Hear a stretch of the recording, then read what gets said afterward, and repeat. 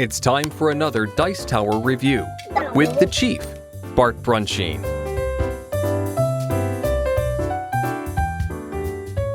Hey, it's the Chief from the Dice Tower. First things first, we're looking at Firefly, Gale Force 9. Are you going to like it or are you not? I'm going to cheat, two-part answer. Real easy, if you like the show, if you love the show, you're going to love this. The theme is captured perfectly. If you don't know the show at all or you're not a fan, if you're not a fan, you're not going to like this because this really is the show in a board game. And if you don't know the show at all, it's a pick up and deliver, but it relies so heavily on the theme that I'm not saying you're going to be lost, but I don't think it's going to be nearly as rich. Let's go in and we'll take a look and I'll show you a little bit more what I'm talking about here, and I think you'll get it. First of all, as I kind of pan around, I don't have everything set up as you'll see it on the back of the box. To me, when it's actually fully set up for game, it looks a little bit busy and a little bit confusing. I'm going to try to quickly break down these components, and I'll do a little few cuts just to get into it. First of all, rulebook. Rulebook does a very good job of explaining anything. Everything's going to be very thematic in here with tons of the photos from the game. But it does, I had no problems learning anything from the rulebook. The map. This map, at first, I didn't even, well, before I knew how to play, I didn't like it. And I dig it. What you've got going on here is this center circle is alliance space. And if you are, when you're taking jobs, you're going to be picking up jobs that oftentimes are going to require you moving either illegal passengers or contraband, or maybe someone, a crew member on your ship has a warrant.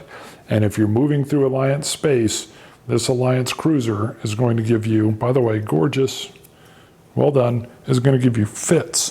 So you can avoid Alliance space entirely by just coming around the outside of it, but it takes so much longer to move around that I found myself, risking it. And that is also very thematic for the show. So what you're basically looking at is you've got the main systems, and these systems, I'll probably do a little zoom in later, but like you've got Persephone over here, you've got Regine over here, Nishka's little place that you're going to link up with him, his little space stations here. You've got Heinlein over here with Silverhold. You've got Londinium kind of right in the heart of the White Sun system, which is all Alliance controlled. Osiris, where you can go buy stuff. So it's all sitting around on the board, and to move through and around, you definitely feel like the Alliance is right in the center of everything, and you really want to playing around out on the edges of the verse just to stay out of trouble, but you'll find yourself cutting through. I've already showed you some of your Fireflies. Everybody's using a Firefly. They used some quotes from the show where there were about 40,000 Fireflies made, but regardless, it allows for gameplay. There's a Reaver ship. The Alliance and Reaver ships can basically be moved around by other players in the game. They can be, if they end up in your sector, they do bad things to you, depending on what you're doing, and you either got to fight them off or just lose crew or whatever's going on. So I'm not going to get that deep into it, but miniatures are great. Gameplay with how you interact with them is wonderful. The storyboards, really the key to the game, basically your goals to what you have to do in this pick up and deliver game is listed on these different storyboards. One of them's purely solo, by the way, designed to just obviously play by yourself. But I'll break down real quick what's going on. So the King of all Londinium, you're basically going to have to go, step A, B, and C in order to achieve this. So first, the flavor text is search for the renowned counterfeit Li Zin Cho in the black markets of Jiangyan. Convince him to fabricate a very fake, very shiny hat. So you've got to collect a lot of money. You're going to have to travel to the specific solar system, go to the specific planet, and then you have to do something that's called misbehaving. I'll explain a little bit of that later. You're basically drawing a card that's going to offer challenges to you, and you're going to have to defeat each card in order to achieve the mission. And then this one's also going to cost you money. You got to have a lot of money. So after you find this fabricator, you've then got to head to Londinium, which is in the heart of Alliance space. You got to break into the offices of the exhibit, hack in and find the ship's itinerary. And then after you do that, you've achieved the second goal. Then you've actually got to go intercept the ship, deal with some more misbehaving cards, and if you are the first one to pull that off, you win the game. And so you're working toward whatever the goals are on your kind of narrative, game card, and that really sets the tone of what you're trying to do. And that I can even see being, additional file mods in BGG or expansions coming in. And that part has me excited because that's very fun and it really refreshes the game as you go. So in the game, when you travel to a planet, you can make purchases from that planet. And they do that with these handy little decks. So just to show you, like here you've got Kaylee's fluffy pink dress. If you were to buy this for 1,000, what it does is give you fancy duds. Sometimes you can win misbehaving cards just by having certain special things like fancy duds. It's also going to increase the persuasion skill if you attach this to one of the crew members on your ship. Some other things you can have, like the 4-wheel drive mule. It's a transport. It's going to cost 1,000. And then my favorite one, which I preset up to show you here, is River Tam. You can add, obviously, all kinds of crew, but River is notoriously unreliable. She's a moral person. It costs you 0 money to add her to your crew, but it's real cool. You're going to roll a die whenever you want to do something with, if she's in your crew. For her help, you got to roll a die. 1 to 2, she returns to the ship and doesn't do anything for you. On a 3, she's going to add you some soldier or fighting skill. Problem is you may not need that on a certain mission. Here you've got mechanical or technical skill, and then 5 is persuasion. So you've got this random element with her that may or may not work for you. And then if you roll a 6, you get 3 of any chosen skill. So she could be extremely powerful for you if you roll a 3. Again, very thematic with her. You run into different things at the different planets. Wash gives you, if he's in your crew, you get +1 to your full burn range. So normally you can only move 5. Now you can move 6 if you spent a fuel. You've got Jane's cunning hat. It had to be in there. Goes into some text on how the hat's going to help you out. If you're in Regina, you can get Bridget. Now this is awesome. You can pay 300 to have Bridget. She's going to give you some technical skill and a lot of persuasion. And anytime you see these, companion or grifter, sometimes it'll help you pass a mission or get more money if you have these abilities with someone on your crew. The really cool thing is that there's also a Saffron card or a Yolanda card. And if one of these other cards comes up and somebody purchases her, yours goes away. So she can flip and turn on you and just disappear.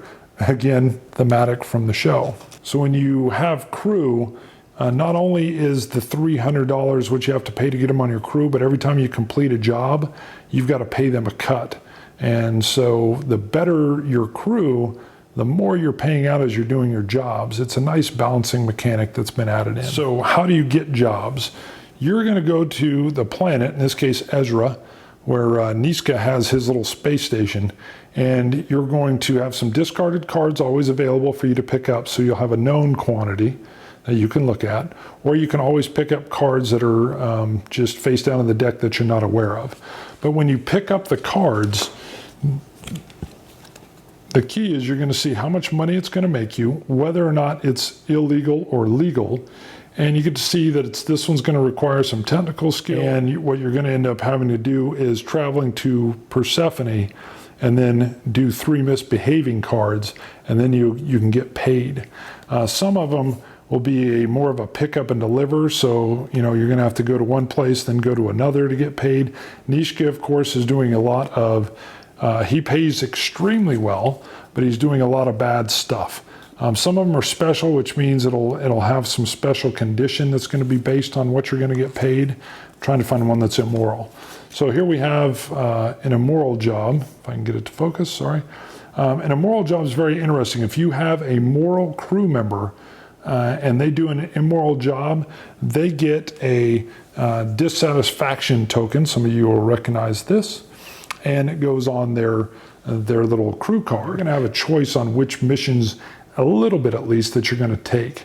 So you get to get a good feel of what's going on and kind of how your crew will work with it and what your own individual goals are. And you can go to 5 different people to pick up these jobs. You're going to have Patience, Amon Duel, Harkin. They're all on different planets. They're all in different sections on the board, and this really forces you to move around and do a lot of things in the game. I keep talking about misbehaving cards, so here's what they look like. He aims to misbehave. So if I had to complete a job and it meant I had to go draw 2 misbehaving cards, I would draw 1. In this case, I have to, it's an alliance patrol. I've got an identification phase where I'm going to have to go through and use my perception, and for each of my warrants, I'm going to minus a perception because I've got to trick the alliance. And then there's a die roll, and I either get to proceed on if there's another card, or fail it and there's a warrant issued for my arrest. I can also hightail it out of there. It requires me to have a transport, and then my whole attempt to do whatever this job is now botched and I've failed. Now, another cool thing, the ace in the hole, if I have a crew member or an item that allows me to have a fake ID, I get to automatically proceed. So as you're going around to different planets and buying things, you're setting yourself up to handle and win these misbehaving cards. So here's another one. This is the kill the alarm. I can do one. I can rig a bypass. It's going to be a technical skill. So I'll be able to add my technical skill to a die roll, and if I can get a 5 or better on a 6-sided die, then I get to proceed. Or I could just shoot the Goram thing, and now I'm going to use my weapons skill, and it's a little harder to achieve, but if I've got a real good soldier crew, I might want to default down to my second option rather than the first. Each of these would allow me to pass, and then again, if I have a hacking rig, automatically pass. So that's how there's several different types. One more way for them to do expansions. I love this feel. You're going out to misbehave, they give you the color text, and then they give you a couple, in this case 3 options, in order to defeat or win this little challenge. So you're going to be carrying fuel in your cargo holds, spare parts, which sometimes you're going to need if you run into some mechanical problems. And then you have empty holds, and you have a little hidden stash. So you can carry passengers or cargo that's legal or illegal. You usually want to put your illegal stuff in the stash. The Alliance will oftentimes still find it, but you can hide it from kind of just like general checks that you run into.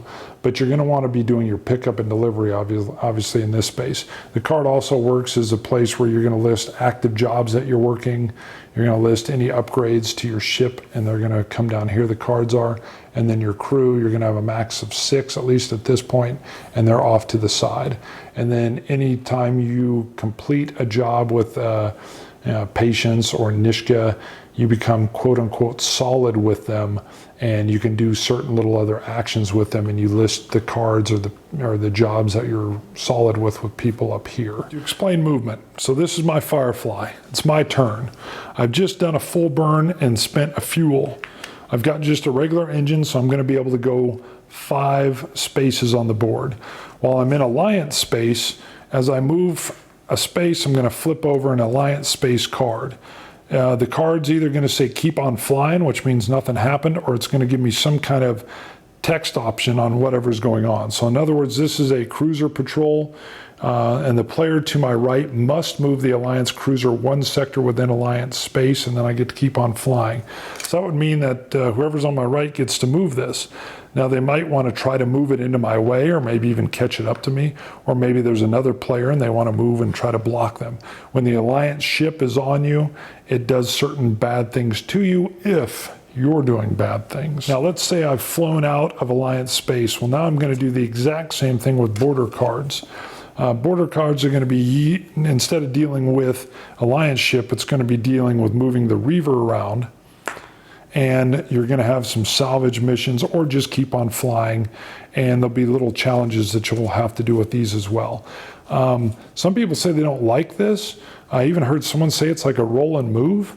I don't see that at all. The cards are giving you flavor text to cover what you're doing while you're traveling. The show had a lot of things that happen just while you're flying through space. These cards allow you to reenact and bring that out. So again, just to explain the basics of the game, you're going to find a crew. So you're going to be traveling to these different planets that are on the board, and you're going to be doing buy actions and adding crew and supplies and transportation and special duds to your individual crew, which is going to help them do missions. You're going to find a job. You're going to go to particular planets where these 5 different individuals, again, another way they could expand the game and even go into a fictional realm and not necessarily follow the show, but you're going to get a chance to take jobs. And then once you have those jobs, it's a standard pick up and deliver, avoiding alliance patrols and reavers coming at you, and then going and doing misbehaving things. And did you set your crew up in order to do those? And the whole time you're doing all this, you're trying to keep flying, keep your ship up, and achieve these main story goals. Again, I personally think they've knocked this out of the park with the theme. I don't know, anybody could disagree. If you know the show, you pretty much already know the game. All right, so it's a pick up and deliver. It handles 1 through 4. The key, which I already kind of pointed to, is those little like storyboards, the little submissions, and I can see those being expanded out or homebrew ones even being made. Trust me, people on BGG are going to do it, and that's really going to add to the longevity of this game. I really like the way the board is set up. When I first saw the pictures of the board, I thought, what did they do here? But the way you've got to if you're going to be efficient, move through alliance space. You don't have to. I mean, you can take a long time going around the corners. But you really got to shoot through alliance space, and that causes you to push your luck a little bit. I like that element of it. The flipping of the cards, I move into a space, what do I got? Keep flying, or is it salvage? At first, I didn't like that, and then I really grew to like it. Now, number one of the games I played, I was looking for salvage. So I flew around a little bit even when I didn't need to. And that made me lose, by the way. I didn't focus on the story goal. But that part was good. Going to the different planets, even if I hadn't known, although it was very sweet knowing I'm going to Persephone, but going to the different planets and buying goods. Going and looking for the jobs, and then the simple pick up and deliver. And I'm not a pick up and deliver fan. For whatever reason, I don't like all the train games that are out there that do that. But wrapped in this theme, I felt like I knew what was going on, and it definitely felt like it had to be a pick up and deliver to make this game, Firefly, be what the show was. The crew added in, the different specialties that they do. The only other negative I have is my first game ran really long, and I was ready for it to be over. Now that had to do more with my inexperience. I really wasn't focusing on the storyboard part of the game, but I was having fun playing with growing my crew, tricking out my ship, getting my crew set up with the right weapons.